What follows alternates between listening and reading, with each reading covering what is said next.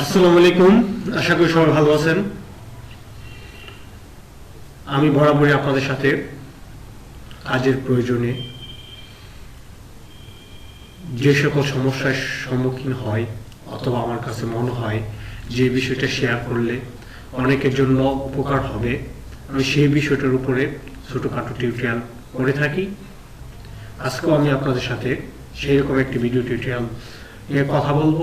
সেটা হচ্ছে, আমরা অনেকেই পাওয়ার পয়েন্টে বিভিন্ন প্রেজেন্টেশন করে থাকি। আমাদের প্রথম স্লাইডটা বা যে কোনো স্লাইড আমরা যেভাবে ডিজাইন করতে চাই, অথবা যদি আমরা অনেক সময় ইচ্ছা করি যে আমাদের পাওয়ার পয়েন্টে আমরা একটা ব্যানারের মতো ডিজাইন করব প্রথম পেজটাকে, সেটা আমরা কিভাবে করতে পারি সেটা আমি আজকে আপনাদেরকে দেখাবো।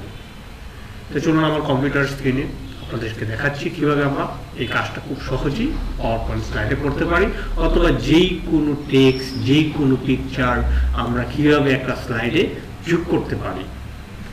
এই জন্য আমার প্রথমে যে কাজটা করতে হবে, দেখেন আপনাদেরকে আমি একটা ব্যানার দেখাচ্ছি। দেখেন, এটা আমার একটা প্রোগ্রামের ব্যানার, এটা আমি ডিজাইন করছি।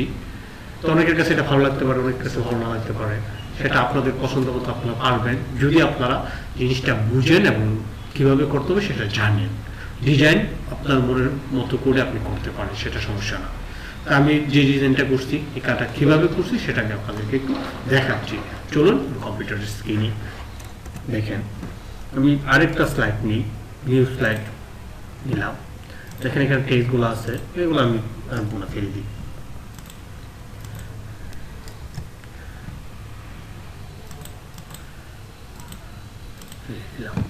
তো প্রথমে আমাকে প্রথমে আমি একটা শেপ নিয়ে আসবো, একটা পিকচার লাগবে আমার এটাকে ব্যাকগ্রাউন্ডটা দেওয়ার জন্য। ব্যাকগ্রাউন্ড দেওয়ার জন্য আপনারা আপনাদের ইচ্ছা মতো যে কোনো জায়গা থেকে যার যেটা পছন্দ সেটা নিয়ে আসতে পারেন। এখানে আমি আমার মতো করে একটা ব্যাকগ্রাউন্ড পিকচার নিয়ে আসি। সাপোজ ধরেন এটা একটা ব্যাকগ্রাউন্ড পিকচার আমি নিয়ে আসলাম। যে এটাকে কী করবো, আমি এটাকে আমি বড় করে দিচ্ছি, আমার পুরো স্লাইড অনুযায়ী করে দিচ্ছি।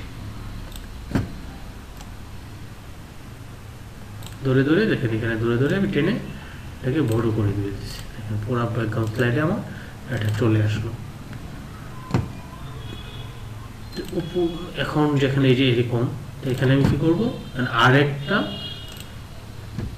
ডিজাইন নিয়ে আসবো। যা ইনসার্টে গেলাম পিকচারে, দেখে আমার এখানে এরকম আর কি ডিজাইন আছে, যেটা এক পাশে ব্যবহার করার মতো এখানে নাই। দেখি আর কোথায় আছে।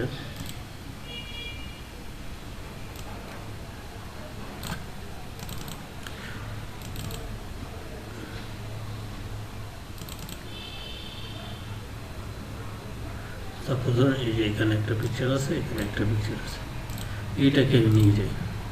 সাপোজ যে পিকচারটাকে আমি নিয়ে আসলাম, আগেরটা যে ব্যবহার করছিলাম, দেখেন এটাকে আমি ইচ্ছা করে ছোট বড় করে নিতে পারি, সেটা আপনাদের কাজের প্রয়োজন আপনারা করে নিন। একটু মিনিমাইজ করে নিই, করে এটাকে একটু লম্বা একটু করে দিই।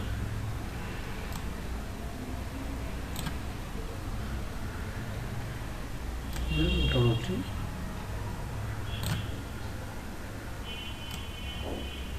সাপোজ এটা আমি এখানে দিয়ে দিলাম। আবার একটু বড় করে নিয়ে দেখেন দিলাম। এখানে আরেকটা লোগো ইউজ করছি আমি, ধরো এটা নিয়ে আসি।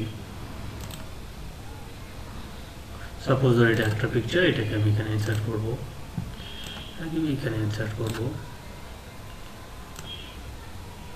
আপনারা আপনাদের মতো পছন্দ ডিজাইন করবেন।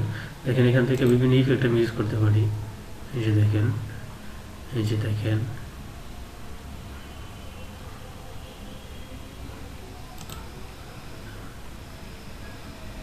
মানে আপনার যেরকম পছন্দ হবে সেরকম আপনি ইউজ করতে পারেন।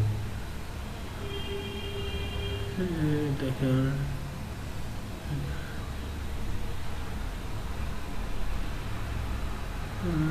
এই ইফেক্টটা আমি ব্যবহার করলাম, এখানে এই ইফেক্টটা ব্যবহার করলাম।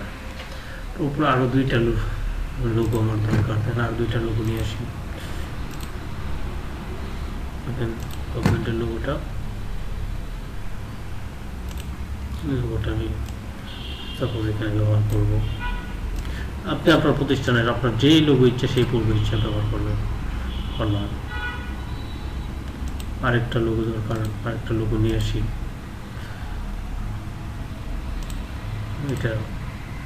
এটাকে নিয়ে আসলাম, ধরে এটাকে নিয়ে বিভিন্ন সাইজটা আপনি এলামেন্টটা করে নেবেন, সমস্যা নেই। তারপর যদি আপনি দুইটাকে সমান এলামেন্ট করতে চান, দেখেন এখানে এলামেন্টে যান, টপ এলামেন্ট হয়ে গেছে। এখন আপনি ইচ্ছা করে দুইটাকে নিচে নামিয়ে দিতে পারেন। এই যে টপ এলামেন্ট করে আমি দুইটাকে একই সমান এলামেন্ট করে দিলাম, সাপোজ দিলাম। এখন এখান থেকে আমার টেক্সট দরকার, টেক্সট আমার লেখা না লিখে আমি এখান থেকে টেক্সটটাকে কপি করে নিয়েছি, লিখতে তো সময় লাগবে, এই জন্য আমি টেক্সটটাকে কপি করে নিচ্ছি।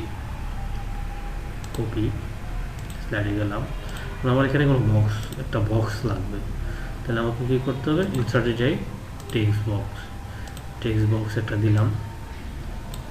দেওয়ার পরে দেখেন এখানে আমি লেখাটাকে ইনসার্ট করে দিলাম। দেখেন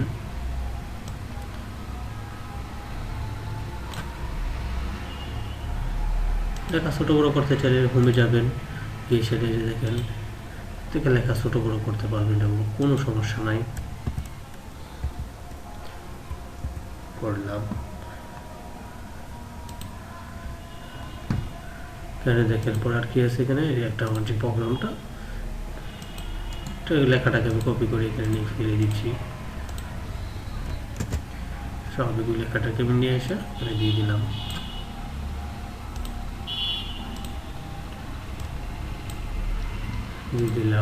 তারপর এখান থেকে আমার বিভিন্ন অতিথি লাগবে, সেম এই দুইটাকে আমি কপি করে নিয়ে যাচ্ছি।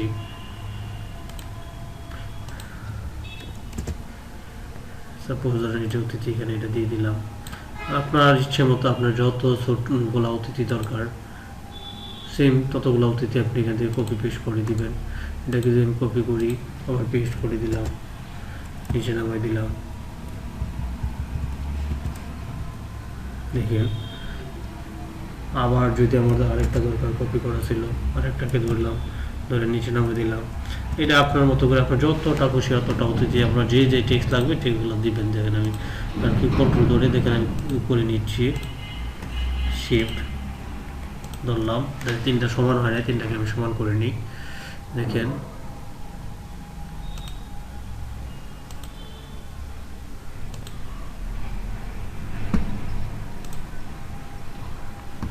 অ্যালাইনে গেলাম ফরম্যাটে, দেখেন আমি লেফট অ্যালাইন করে নিলাম, স্বাভাবিক হয়ে যাবে। যদি এখন আমি কোনোটাকে কালার চেঞ্জ করতে চাই সেটা আমি করতে পারবো, এখানে করে দিলাম। এটাকে ধরে এটাকে অন্য একটা কালার করে দিই, আপনার পছন্দ মতো যে কালারটা আপনার কাছে পছন্দ হবে সেই কালারটা আপনি দিয়ে দেবেন। দিয়ে দিলে দেখেন সেম একটা স্লাইড আমার হয়ে গেল। তো এইভাবে কি করতে পারেন, আপনার ইচ্ছা মতো আপনি যে কোনো স্লাইড যে কোনো কিছু পাওয়ার পয়েন্টে সহজেই তৈরি করতে পারেন।